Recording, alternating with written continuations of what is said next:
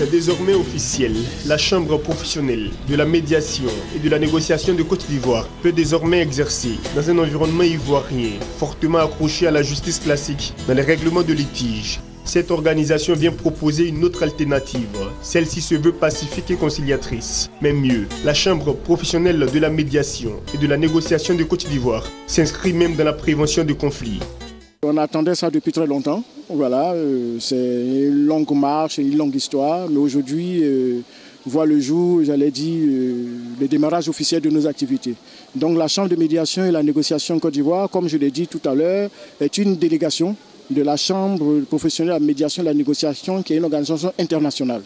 Donc nous sommes la délégation ivoirienne, la première délégation en Afrique, puisque depuis que je suis venu, c'est la première délégation que je viens de créer. On en fera d'autres, etc.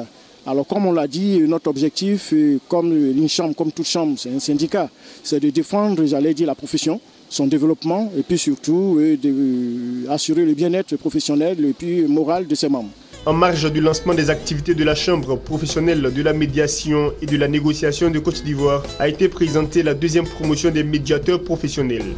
Baptisée Félix Houphouët-Boigny, cette promotion composée de 13 médiateurs est issue de l'école professionnelle de la médiation et de négociation de Bordeaux en France. Elle succède à la promotion à Oussou Kouadio Jeannot et a pour parrain le ministre Jean-Louis Billon. Maintenant que j'ai mon diplôme, je suis très contente de l'avoir reçu. Et c'est à l'issue d'une formation qualifiante. Donc je pense que j'ai toutes les qualités qu'il faut pour développer cette activité en Côte d'Ivoire. Nous nous engageons, comme on l'a appris à la formation, à conduire le projet relationnel, soit par des anticipations donc en amont. Il ne faut pas attendre qu'il y ait un conflit. Avant de le régler, il faut pouvoir l'anticiper. Donc, la qualité relationnelle impose que déjà, il faut avoir le nœud creux de sorte à permettre qu'une relation ne doit pas se dégrader avant que nous ne la résolvions. Parce que c'est vrai que notre métier, c'est de résoudre tout conflit, mais c'est surtout d'accompagner le projet relationnel. La qualité relationnelle entre les parties, comme je l'ai dit, entre les personnes et entre les structures. Donc nous nous engageons à cela. Ils ont lu une profession de foi qui est forte, qui parle de probité, d'intégrité, de neutralité, de confidentialité, parce que l'exercice de la médiation nécessite toutes ces qualités-là.